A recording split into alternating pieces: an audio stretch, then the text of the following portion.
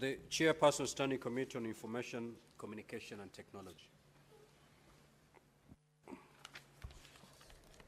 Mr. Speaker, sir, I beg to lay the following paper on the table of the Senate today, 12th June 2025. Report of the Standing Committee on Information, Communication and Technology, ICT, on its consideration of the Technopolis Bill, National Assembly Bills number 6 of 2024. Thank you. Senator Beatrice, just take your seat.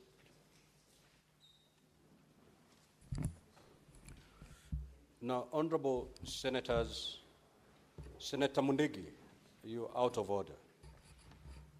Honorable senators, as you may have noted, the Senate Majority Leader laid on the table of the Senate this afternoon the report of the National Treasury and Economic Planning on all new loans contracted by the Government of Kenya from 1st of January 2025 to 30th of April 2025. The report by the National Treasury on the stated period contains details on all new loans signed between the national government and various creditors. As honorable senators are aware, Section 31(1) of the Public Finance Management Act states as follows. The Cabinet Secretary shall submit to Parliament every 4 months a report of all loans made to the national government entities and county governments in accordance with Article 211(2) of the Constitution. Now, pursuant to Section 31(3) of the Public Finance Management Act, the report submitted to Parliament should contain A, the names of the parties to the loan, B, the amount of the loan and the currency in which it is expressed and in which it is repayable, C, the terms and conditions of the loan, including interest and other charges payable and the terms of repayment, D, the amount of the loan advanced at the time the report is submitted, and E, the purpose for which the loan was used and the perceived benefits of the loan, and such other information as the Cabinet Secretary may consider appropriate. Honorable Senators, given the significance of the national debt in our public finance management framework, I hereby commit the report of the National Treasury and Economic Planning on all new loans contracted by the Government of Kenya from 1st of January 2025 to 30th of April 2025 to the Standing Committee on Finance and Budget for consideration. The committee is required to table a report on the matter at an appropriate time. I thank you. Next order. Order number 6, notices of motion. The Chairperson, Standing Committee on Energy.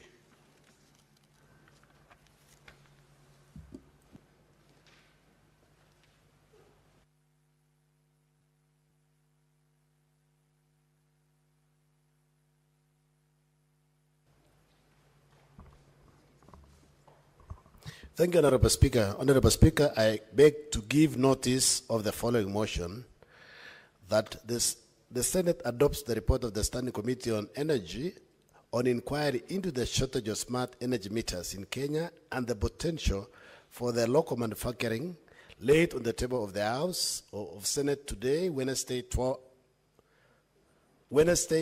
11 June 2025. Thank you, Honorable Speaker.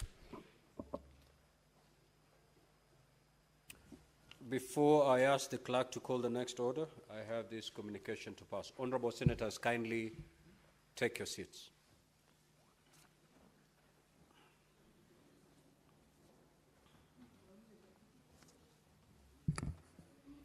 Now, Honorable Senators, I would like to acknowledge the presence in the Speaker's Gallery this afternoon, a visiting delegation of members of the Committee on Delegated Legislation of the County Assembly of Embu. The delegation is undertaking a benchmarking visit with their counterparts in the Senate. Honorable Senators, I request each member of the delegation to stand when called out so that they may be acknowledged in the Senate tradition. The Honorable Yvonne Karambu Mati, the Chairperson. The Honorable Frederick Mugendi Gatumu. The Honorable Johnson Muchangi Njuki. The Honorable Mary I. Kavinda, the Honorable Masters Leonard Muriuki, the Honorable Augustine James Njeru, the Honorable Sammy Harrison Muturi, the Honorable James Munyi, Mr. Derek Mushiri Kariuki, Ms. Agnes Ndila, Ms. Anne Wawira Ireri, Ms. Daisy Rutere, Mr. Lewis Kwaria, Mr. Leonard Njiru, and Mr. Frank Makinda. On behalf of the Senate and on my own behalf, I extend a warm welcome and wish you a fruitful visit. I will call upon the Senator for Embu County to extend a word of welcome, to welcome the delegation. That to be done under 1 minute. Senator Mundigi, you may proceed. Asante Bwana Spika kwa kunipa ruhusa niweze kukaribisha MCAs wa kutoka Embu County na pia wafanyikazi ambaye wa hiyo county yangu. Ni kuambia ni karibu sana muweze kujifunza yale tuyaendeza hapa katika Senate na katika Parliament. Ni kuomba tu wakati huu ambaye ni wa mgao wa pesa, sisi tukiwa maseneta tunaunga counties zote mkono, ingawa hapa tuko mara mbili, tuko county zile ndogo, na Bwana Speaker, county ya Embu ni ile moja dogo, county 11 ni ile tunangangana tuweze kuona kama tutaongezea pesa.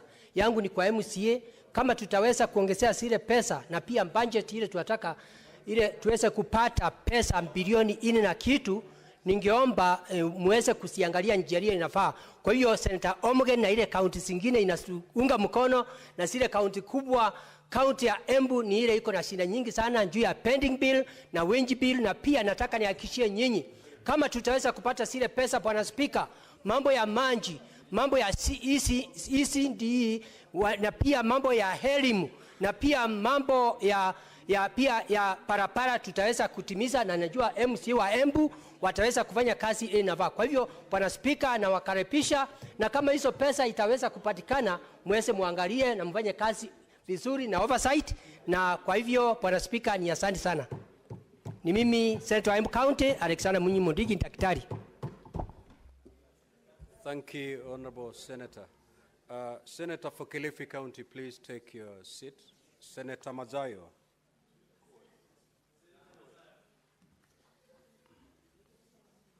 Now, Honorable Senators, I have another communication to make.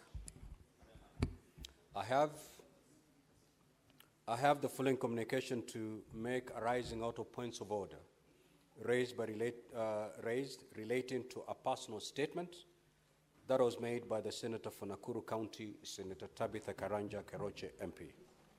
Now, Honorable Senators, as you may recall, at the sitting of the Senate held on Thursday, the 29th of May, 2025, the Senator for Nakuru County, Senator Tabitha Karanja Keroche MP, made a personal statement pursuant to Standing Order 58, thus so to inform the Senate and the general public that the Senator was in good health and had not been hospitalized as reported.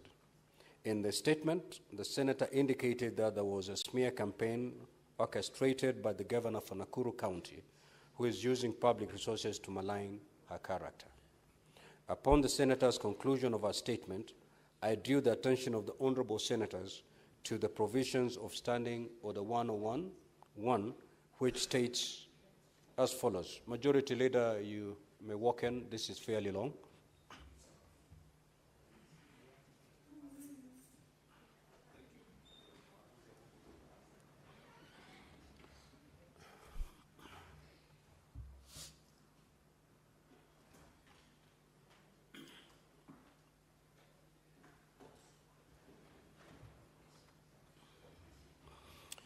Now, upon the Senator's conclusion of our statement, I drew the attention of Honorable Senators to the provisions of Standing Order 101.1, which states, and I quote, neither the personal conduct of the President, nor the conduct of the Speaker or any judge, nor the judicial conduct of any person performing judicial functions, nor any conduct of the head of state or government or representative in Kenya of any friendly country, or the conduct of the holder of an office whose removal from office is dependent upon a decision of the Senate, shall be referred to adversely except upon a substantive motion of which at least 3 days' notice has been given.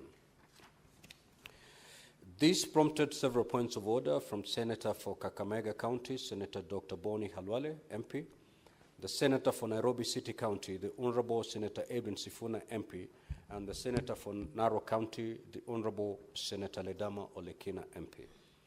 Honorable Senators, in the point of order raised by Senator Dr. Boni Halwale, the Senator sought the intervention of the Speaker to expunge the statement made by Senator for Nakuru County for infringing provisions of Standing Order 111. Senator Sifuna's point of order was in connection to what constitutes adverse reference to a holder of an office whose removal from such office is dependent upon the decision of the Senate. On the other hand, Senator Olekina's point of order was in support of the point raised by Senator Dr. Boni Halwale. Honorable Senators, after listening to the points of order by the three senators, I undertook to issue a substantive ruling on the application of Standing Order 111 in the Senate debates. In preparing this communication, the following matters came out for determination. 1, what is the scope of Standing Order 58? And 2, what constitutes adverse reference in the context of Standing Order 111? Allow me, therefore, to address the first question, which is the scope of Standing Order 58. As honorable senators are aware, Standing Order 58 states, and I quote, during statements hour, a senator may, by the indulgence of the Senate, explain matters of a personal nature, although there is no question before the Senate, but such matter may not be debated. This standing order has previously been used on several occasions in this Parliament. For instance, on the 17th of September 2024, the Senator for Vihiga County, Senator Godfrey Osotsi, MP, made a statement on his nomination to the position of Deputy Party Leader of the Orange Democratic Movement, ODM.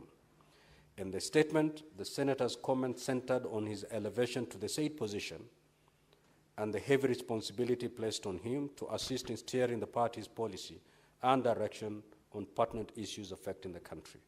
The Senator also used the opportunity as a rallying call for the party to remain united. On 31st of July 2024, the Senator for Marsabit County, Senator Mohamed Chute, made a statement that sought to clarify his appearance before the Ethics and Anti-Corruption Commission, EACC, on the 11th of June 2024. In the statement, the Senator clarified that his appearance before EACC was on invitation by EACC to provide information arising from several complaints the Senator had filed regarding misappropriation of funds in Marsabit County.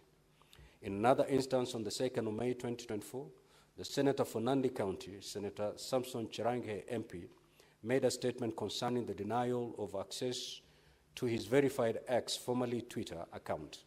Senator Chirange expressed concern on his lack of access to his account, which the Senator argued was tantamount to denial of his ability to effectively engage with his constituents and the public.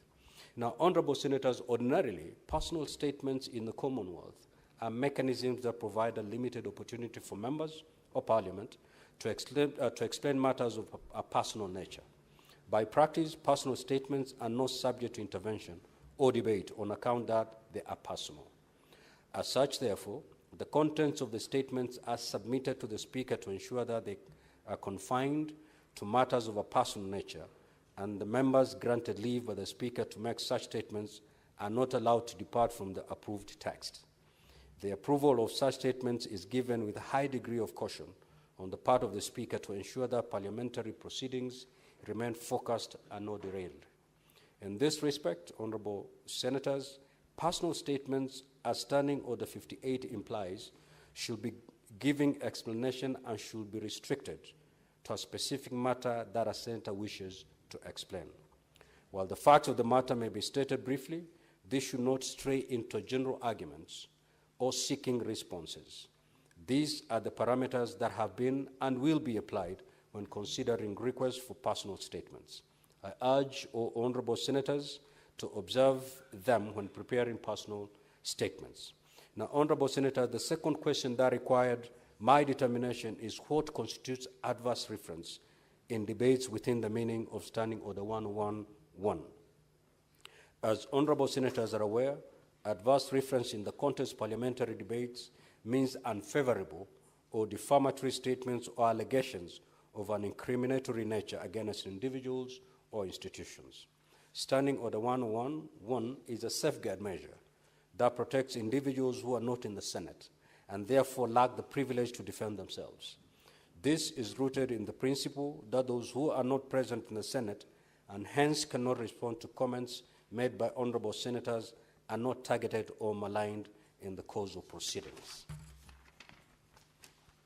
While all senators are entitled and indeed obligated to bring to the attention of the Senate any matter which one believes merit to be investigated to safeguard good governance, this must be done without resorting to personal attacks on the office holders. It is necessary, therefore, to exercise caution and restraint not to delve into debate that may form grounds for removal from office. There is an elaborate procedure for such debate as provided for under Articles 145, 150, and 181 of the Constitution, Section 33 of the County Governments Act, and Standing Order 78, 79, 80, and 80, which allow the Senate to make a distinct decision on such matters. Comments that touch on the grounds for removal should therefore be reserved for the appropriate substantive processes, while general matters of concern may be addressed through the relevant legislative tools.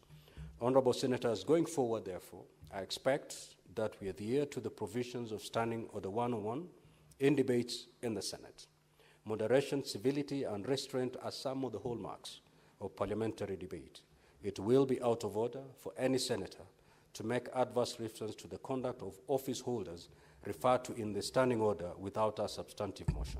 However, statements of fact are permissible in debates on a question before the Senate.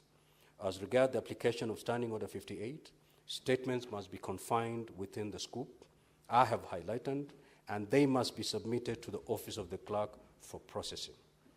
Likewise, going forward, the Presidium will strictly approve statements that have been processed in accordance with standing orders.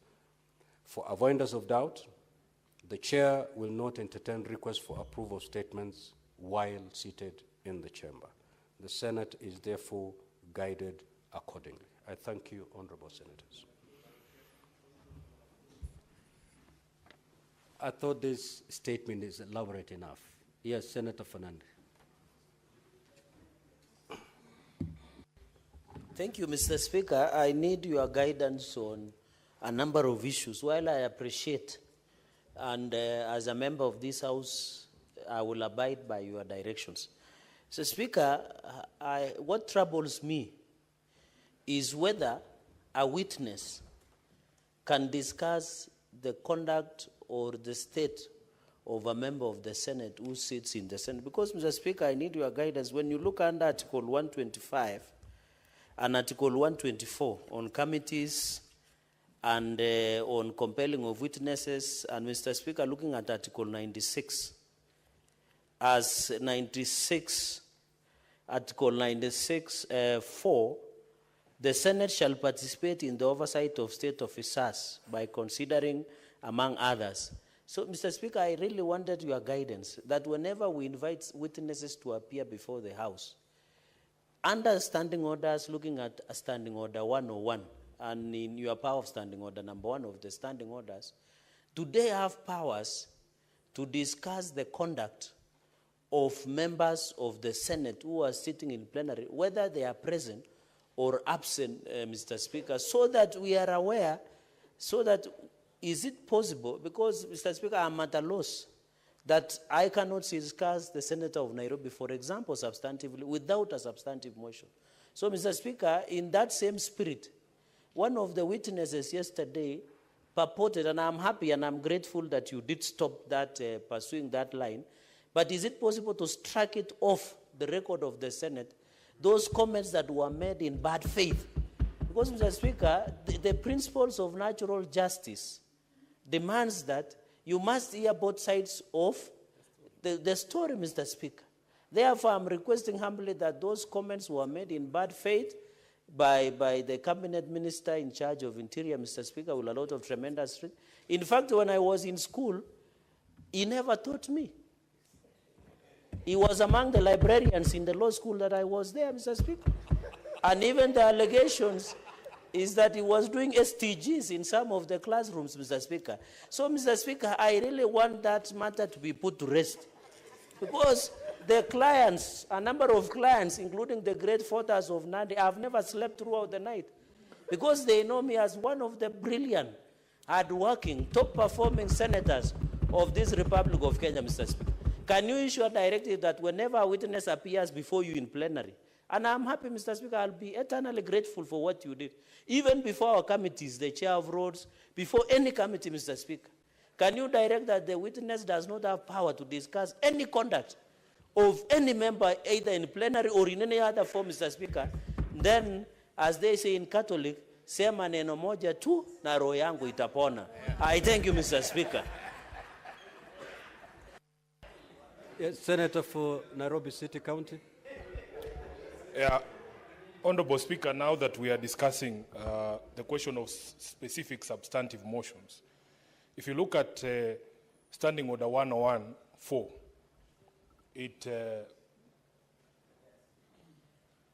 Honorable Speaker, it requires that we should not impute improper motive on any other senator. And it talks about no senator shall impute improper motive to any other senator. I want to know, Honorable Speaker, whether when this standing order speaks of no senator, it includes the chair. Because, Honorable Speaker, yesterday, there was an imputation from the chair that some of us come here to collect TikTok videos. And it is something that has upset me greatly, Honorable Speaker, because I was elected to this house to represent people, and most of those people look like me. And Honorable Speaker, I remember very well 2 famous governors in the 2013-2022 period who used to produce very good content. They were dancing on platforms. One of them is now a cabinet secretary, the other is the Speaker of the Senate. So, Honorable Speaker, when did it become wrong for us to end up on social media, depending on the work that we do, and whether it is correct for the chair sitting there to impute improper motive on a senator who has come to do the job that he was sent here to do by the people who elected him? Honorable Senator for Nairobi City, you're out of order. If you read Standing Order 101, you cannot discuss the conduct of the Speaker in the manner you are doing. Go back to Standing Order 101 and appreciate its contents. For as far as this point of order raised by the Senator for Nandi, I will look at the Hansard and give a substantive guidance on that particular matter. Next order. Yes, Senator for Nakuru County.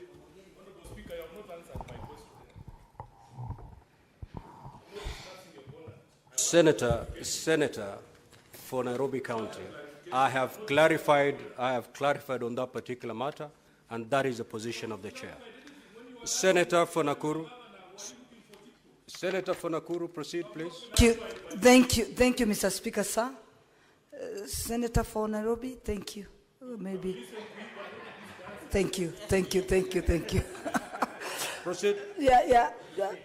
Just for a clarification, I've heard your statement, and as you protect those people who are not in this house, kindly can you also protect us, we as the senators who are in this house? Because the minute you bring a statement like the one I didn't start it. The person that I mentioned is the one who had started it. So I need to clarify to the people of Kenya that I'm not sick. Because anywhere I was on the street, people are just asking me, are you well? Even up to today, people are still asking me, are you well? Even here, when I'm entering, I think there's a new Sergeant Atam who is telling me, oh, nice to see you. You are well. Are you healed?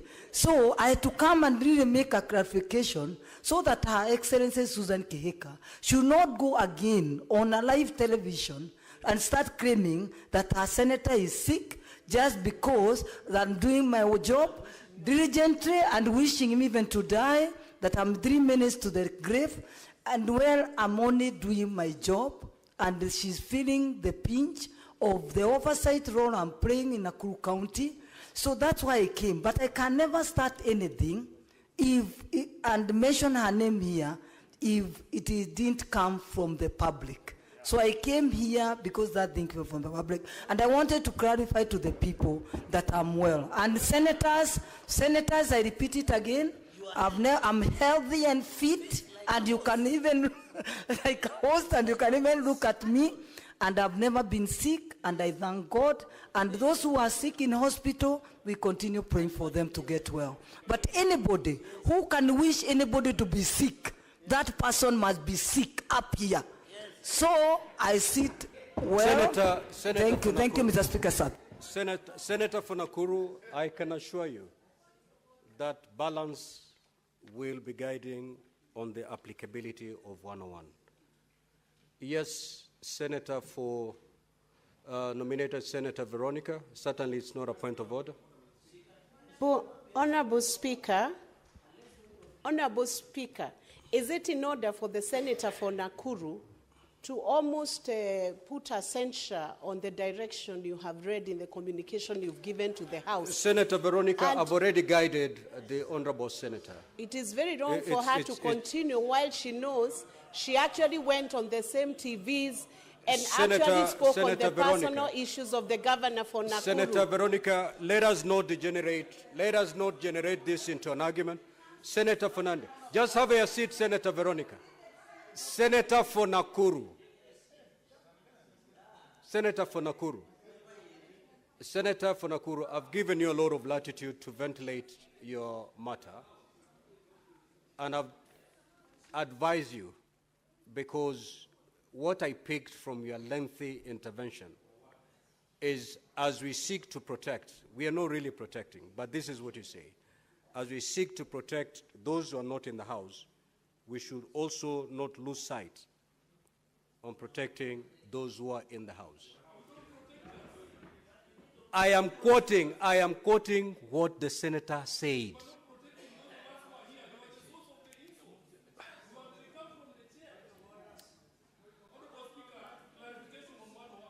Honorable senators, a ruling has been made by the chair. Kindly abide. Next order. Next order.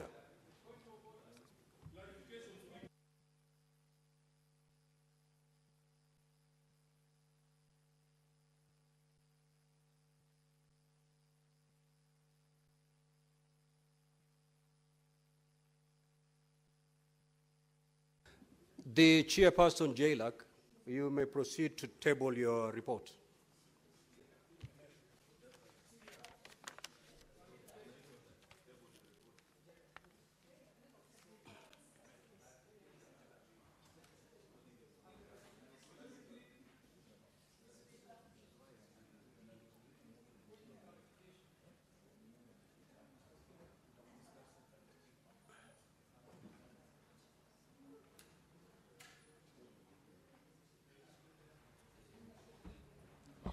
Mr. Speaker, sir, I beg to lay the following paper on the table of the Senate today, 12 June 2025, report of the Standing Committee on Justice, Legal Affairs and Human Rights on the report on consideration of the Presidential Memorandum on the referral of the Conflict of Interest Bill 2023, National Assembly Bills number 12 of 2023. Thank you. And this is about the security in Nakuru. Yeah, but it has to go through the...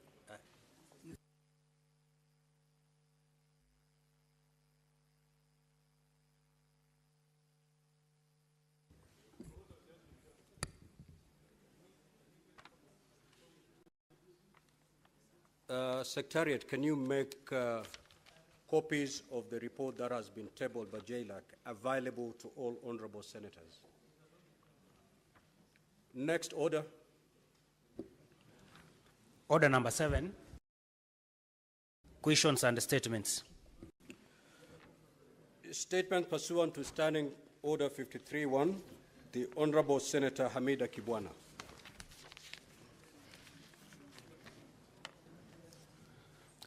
Thank you, Mr. Speaker. I have two statements. One is regarding the status of radiotherapy equipment at Kenyatta National Referral Hospital. Mr. Speaker, sir, I rise pursuant to Standing Order 53-1 to seek a statement from the Standing Committee on Health on a matter of national concern regarding the operational status of radiotherapy equipment at the Kenyatta National Referral Hospital, KNH. Following public complaints and the hospital's own admission about persistent machine breakdown. Mr. Speaker, sir, Kenyatta National Referral Hospital, being the largest national referral facility in the country, plays a critical role in the diagnosis and treatment of cancer.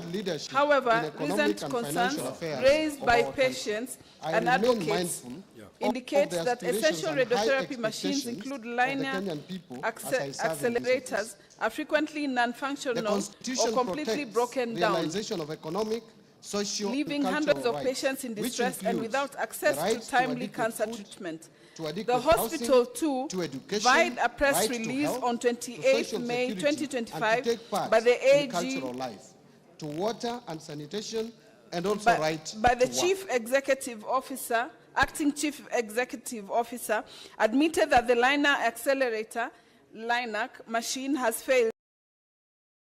Articulated in the bottom-up economic transformation agenda, otherwise known as BETTER, while highlighting the achievements over the past 2.5 years in enhancing the livelihoods of Kenyans. At its core, BETTER has adopted a value chain approach, focusing on strategic investment in areas that generate the highest impact, particularly in job creation and income generation at the grassroots level. Mr. Speaker, significant successes have been achieved through targeted intervention and structural reforms. These measures have laid a solid foundation for economic recovery and set us on a path towards long-term growth and stability. Mr. Speaker, let me mention just a few achievements under BETTER. First, the Kenyan economy has remained resilient and registered an average growth of 5.2% for the period between 2023 and 2024, outpacing both global growth of 3.3% and 3.8% for the sub-Saharan African region over the same period. Other macroeconomic fundamentals such as inflation and exchange rates have strongly rebounded and are projected to remain stable. Second, the government has rolled out fertilizer and seed subsidies to farmers across the country, and that has boosted production in key food value chains and revived underperforming or collapsed export crops such as pyrethrum. Since February 2024, Mr. Speaker, a total of 6.5 million registered farmers have benefited from the fertilizer subsidy program. And as a result of these initiatives, the cost of fertilizer has declined by 67% from Kenya shillings 7,500 in 2022 to 2,500 in 2025. While increased by 38.9% from 61.7 million bags in 2022 to 85.7 million bags in 2024. This is a clear demonstration of the positive impact of our agricultural reforms towards food security and improved household income. Third, to support livelihoods and small businesses, the government has disbursed loans amounting to over 75 billion by the end of May 2025 through the Financial Inclusion Fund, popularly known as the Hustler Fund. This initiative has provided access to affordable credit to over 26 million customers with a strong base of 9 million repeat borrowers and a repayment rate of 79%. A total of 4.5 million borrowers are eligible to be graduated to the mainstream financing institutions. And to build a culture of savings for the future, the fund has also successfully mobilized 4.5 billion in savings from its beneficiaries. Fourth, to enhance the attainment of universal health coverage, the government has expanded social health insurance. And as of May 2025, more than 22 million Kenyans were registered with the Social Health Authority, what we call SHA, representing a remarkable 175% increase in membership compared to the 8 million previously enrolled under the defunct National Hospital Insurance Fund, NHIF. This marks a major milestone, Mr. Speaker, in our health sector reforms and brings us closer to our goal of equitable, affordable, and accessible health care for all. Fifth, In fulfillment of the commitment to deepen home ownership and close the housing gap, the government has facilitated the construction of affordable housing units across the country. Since September 2022, 2,379 affordable housing units have been completed across 4 counties, with another 11,000 units in the last stage of units. The units have been advertised for sale to the public through the Boma Yangu platform. And in addition, there are 148,465 units under active construction across the remaining 43 counties. As part of the program, the government is also supporting the development of institutional housing for the uniformed services and students. Mr. Speaker and honorable members, these efforts have created over 250,000 direct and indirect jobs for Kenyans. In addition, over 11 billion has been ring-fenced for Juakali and MSMEs to support local fabrication of steel doors, windows, and other construction materials. Sixth, to drive digital transformation and inclusion, the government has expanded last-mile fiber optic connectivity to 13,590 kilometers in 2025, up from 8,900 kilometers in 2022, an increase of 53%. Two, established 285 digital hubs across the country, and also increased the number of digitized government services from 350 in 2022 to 20,985 in 2025 through integration with the e-citizen and mobile platforms, ensuring seamless access for all Kenyans. Seventh, to promote access to reliable and competitive energy, the government has expanded energy generation by installing an additional 167 megawatts of electricity from 3,076 megawatts in 2022 to 3,243 megawatts in 2025. This has enabled connection of 932,839 more customers to electricity. The system peak has increased from 2,149 megawatts of electricity in July 2022 to 2,316 megawatts of electricity in February 2025. The total number of customers connected to electricity has increased to 10 million in 2025 from 8.9 million in 2022. Eighth, to boost education and training outcomes in the country as a tool of creating equality in the society, the government has invested significant resources and implemented radical changes in the education sector. And these include resolving the uncertainty around the competency-based curriculum, CBC, launching of the Kenya Education Management Information System to consolidate all existing student registers from early childhood development to institutions of higher learning into a single centralized database. And three, rolling out of a new student-focused higher education focusing model with special emphasis for students from vulnerable families. Additionally, in order to improve the teacher-student ratio, the government has recruited 76,000 teachers, including junior secondary school teachers. Ninth, to enhance domestic and regional connectivity, boost rural productivity, improve urban informal settlements, and reduce urban congestion, this government has constructed an additional 1,574 kilometers of roads and 129 bridges from 2022 to April 30th, 2025.